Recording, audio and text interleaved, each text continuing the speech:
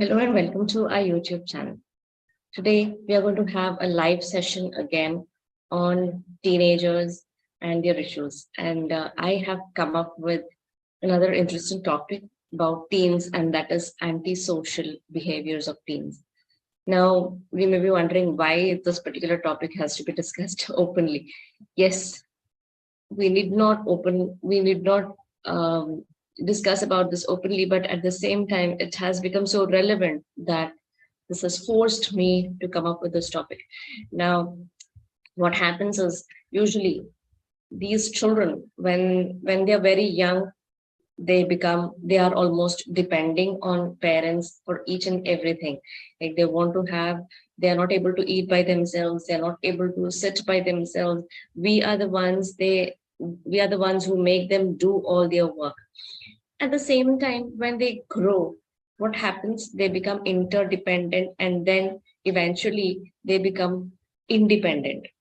Once they become independent, we need not look at them, or we need not take care of each and every aspect of their lives. Of course, we all of us have particular sensation or a particular behavior that we feel after maybe at the age of 10, and maybe once they cross 10 years of age, they have their own responsibilities and they can initiate all their actions by themselves. They become responsible, and they are able to take care of all that what they need to do. But once the child becomes a teenager, usually what happens is they have a confusion in the mind.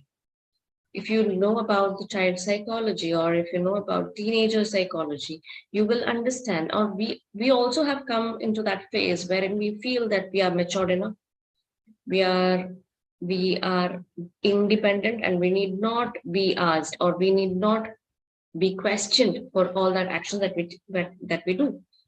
So what happens is our parents feel that yes, my child is still young and I need to support him or support her.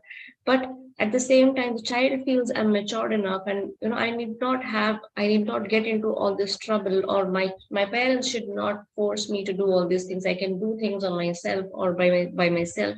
I need not be forced. Thank you for joining. Those who have joined, just let me know which place are you from, and your name, please. You can write it in the comment section as well. I'm really happy that you have joined the live streaming today. So what I want to ask you is, why our children are behaving all these ways? It's all because of their particular hormonal imbalance or hormonal changes that takes place in that particular time. And this is a time where they want to spend most of their times they have outside. They don't want to stay inside. They want to be outside with their peers and friends. So natural instincts is to have that socializing behavior, to get socialized and get in contact with adults. Why does this happen? This is because they want to make sure that they are themselves very matured enough and they are grown up. They want to show people that, yes, I'm grown up now, and people need not think that I'm a child anymore. I'm not a child. So, in order to show that, in order to make people understand that I am grown up, they want to get socialized. They want to give back answers. They want to push, or they want to even sometimes slam the door. So all these things what they are doing, and sometimes even they go to such an extent that even they sometimes smoke, making sure that children, their adults, make them feel that yes, I'm grown up now. You need not come and ask me about all these things. So why people are doing this? This is very, very important for a parent to know. So once you know about these things, it's important to know about little background about the child's mental health, and also about their psychology, or what exactly the minimum things that we need to do. Sometimes they just show their signals, like like they are being sometimes antagonist against the adults, or they feel that yes, I why should people come and question me all the time? Why should somebody come and ask all these questions to me? Why I am not I've been labeled all the time. So people are, sorry, I mean to say, parents, when they ask questions, or when they try to counter their own children, children don't want to listen to them. They become very aggressive sometimes. And this happens, when, of course, at the same time, when the adults in authority are also not having any kind of tolerance or patience, things turn out to be worse. And they become so judgmental, and they don't understand the feelings of a teenager, becomes very crucial for having a very good bonding and relationship. The relationship is lost, or that disruptive relationship is caused only because there is no patience and tolerance in parents also. So adults who are in authority need to be non-judgmental also in these terms. When the child is getting socialized, getting into some peers and having some odd behaviors, or sometimes even odd, I can say, actions that they do. All these things are, it is common in teenagers, and especially when you have a digital world like this particular world that we are living in right now. Teens should be understood. Teens should be felt, like they have to feel the feelings of our own child. So this is something that children usually, when I counsel them, children come and tell me, my parents don't understand me. They don't understand the feelings. They have a judgmental thought about me, saying that I'm not at all a good person. I don't take responsibility at all. So if that is the case, then we need to figure out what exactly has to be done. Because parents not trusting the child, parents not giving them enough environment, a conducive environment to talk about their own feelings, this is creating a lot of problem. So usually after the age of 10, when children, usually we feel that yes, the child is responsible for their own actions, which is actually not. We consider that the child has to take almost all the responsibilities, and at the same time, when they are caught up in some kind of antisocial acts, it becomes so severe that we create it like a big issue. Now, what happens is teens are likely to have this, they can become the victims also sometimes, or it is not that all the time they are they are in the front post, or maybe they are committing that crime. Sometimes it becomes out of force, or they are victims. We need to identify what exactly is happening. So other than that, there are some other age groups wherein people are getting into all these things above the age of 18. Yes, they are adults, they can be called as adults, but before that, when the child is a minor, it's very difficult for the parents also to take action, what kind of measures we have to take and all that stuff. I understand. See, when child is into all these crimes and parents are confused and clueless as to what has to be done for all such things, it becomes very difficult for parents also to understand all that, and it's very upsetting and scary as well. I understand that particularly, but why the child is doing this, we have to, as parents, need to understand. The first thing is, when parents are involved in all kinds of, maybe some kinds of antisocial activities, maybe like gambling, or it could be even alcohol or drugs, some substance abuse that is going on at home, or sometimes parents are depressed. Parents are having some kind of depression at home, and this is causing a lot of trouble in the child. Maybe spouse or parents are not having a very good relationship amongst themselves, which is again a very crucial, and I can say this has become such a problem for the child that the child is not able to express it very openly, but they feel that it's all because of me, my parents are fighting, my parents are quarreling, and they are not having a very good relationship. It's all because of me. So the child is holding himself responsible for all such things, which is again causing a lot of mental stress in the child's life. Now, the fourth point, maybe it could be some kind of economical problems or economical crisis in the family, which is causing the child to have some issues or pressure in the child. So this may be some of the reasons that I have listed down for getting into these kinds of antisocial activities in children. Now, the child, as I said, he wants to grow up. As and when he is growing up, he wants to show people that I am grown up. The hatest thing that the child has in his teenage life is when others tell that you are a child. Why are you acting childish? So these words becomes with these words, the child becomes so furious, you won't believe, that he feels very angry. You're a child, you still have to work on all these things, you are no longer an adult now, you have to take care of all that. So when you're telling all those things as a child only, this teenager is really getting furious, and he feels that I'm not a child, and I'll show this to you. So I'll just show this to my parents now, that I'm not a child anymore. So what happens? He comes into some different forms. Maybe he is trying to give back answers. He's trying to hit his parents. Sometimes most teenagers and their parents come and complain, saying that my child is hitting me back. Hitting his mom is something very common these days. So they want to show and express that I'm not a child. So when we treat them as adults, we give them some money, we tell them that, okay, this is yours, and you need to manage this money now for the expenses and all that stuff, creating them to be like, you are creating a scene, or you're creating an environment wherein you make the teenager understand that he is grown up and he needs to take that responsibility. And you are asking some suggestions, you're asking some kind of, asking some kind of advice, or discussing about certain decisions that we need to take. All that things make them realize that yes, I am grown up now. Now, if you don't do that, the child obviously feels that my parents are thinking I'm a child, and that's why he starts mingling with adults, socializing with adults, making others feel that I'm grown up and I'm okay to be with adults now.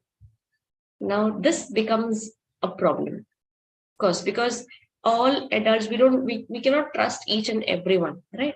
So we need to be mindful about our peers, our child's peers also, what kind of people he is getting socialized with, and what kind of people he is mingling, what are the actions, and what is the background of such people around.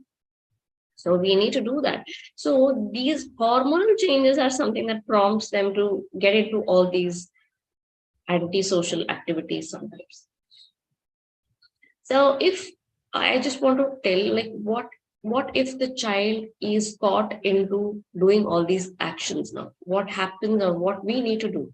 Those who have really those who have started watching and live stream, please let me know in the comment section, where are you from, and what is your name? I would really love to know your name. Thank you for joining. So what I want to tell you is, what if your child is caught in some major actions or major crimes that has taken place? So if he is a minor, we have to understand that it is his right to protect all his identity. His names will not be disclosed anywhere. Okay, so this is something all the parents also have to know about it. His names will not be disclosed anywhere if he's a minor. And even if he is a major, it depends on what kind of severe crime the child has really done. So unreasonable treatment will not be taken place, or it is not the proper, I would say, action, even from the police side or the police point of view also, to take some unreasonable or inappropriate measures that has to be taken place. No, you cannot do that. The name and identity cannot be disclosed. Some code of practice will be given to the child also, to read and understand what exactly are the appropriate measures and appropriate steps as you need to take care when you are a child. So all that things will be explained to the child as well, even in the state police station, or sometimes the adults, when they are meeting with each other, or when they are having some discussion with the child, they come into all these terms and terms and conditions of the society, the societal laws, and everything will be explained. The code of law will be explained to them orally, or sometimes even a hard copy can be given and make them understand all these things. If the crime is really severe, and police will have to decide what has to be taken, what has to take place, and what needs to be done with the child. So sometimes they may provide bail also, or sometimes it may be just, as I said, a last warning kind of, a warning can be given, or it may be uh, a caution notice that can be given, or sometimes reprimanding also. So these, it depends on the severity of the child, what kind of actions he is into, or what kind of crime he is into. So, what as parents we need to understand and take care of all this? The very first thing is prevention is better than cure. Make sure you consider each and every action of this in a very slow pace. Even when the child is not talking to you, even if the child is not having conversations, of course, these things are happening mostly because at home we don't have very good communication. When there is no communication at home, the child is seeking all that from the external source, of course. And the child wants to express his feelings. And when the parents are not allowing the child to express at home, usually the child feels that I have to do something outside. The very first thing is have very good communication. The second thing is we have to also make a note that parents are not held responsible for the crime that the child has committed. Of course, even when the society tells about these things, we have to understand that parents are not responsible for this. No parent wants their children to get into all these things. No parent wants. And ultimately, we want the outcome to be in a positive way. All of us, all the parents usually have a very good intention, and this is based on, of course, all want to have a very nice ending, or we can say that we want to have our child grow up in a very positive manner. But at the same time, we cannot hold ourselves responsible and feel guilty about all these things. Okay, never feel guilty about the things that your child is doing. It may be due to the external sources now. We cannot consider everything to be from our end. Second thing is identify the if the child is a victim or he is offended. Whether he is a victim, if he is a victim, that then action has to be taken against the person who has forced him to do something. So what is that? Who is that? Everything we have to identify and make him feel safe. Thirdly, as parents, we need to support our children morally. Morally, we need to support our children, saying that it's okay, you have committed this, it's all right, I understand your feelings, you have committed this mistake, it's okay to commit mistakes and learn from your mistakes. Now, what you need to do? What are your next steps? All these things we need to communicate and support them. Usually, parents don't support at this point of time, and children are less likely to change their behavior later.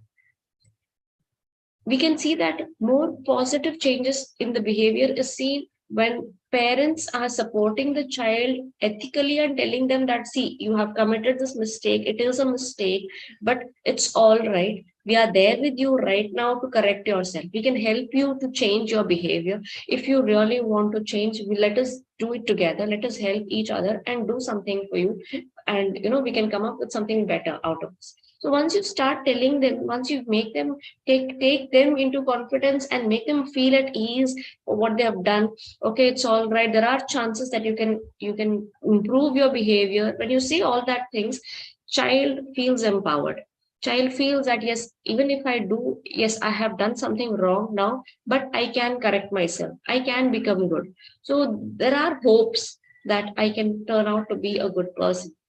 So once you give that hopes, what happens is the child feels that improving is better rather than getting into all these trouble later on.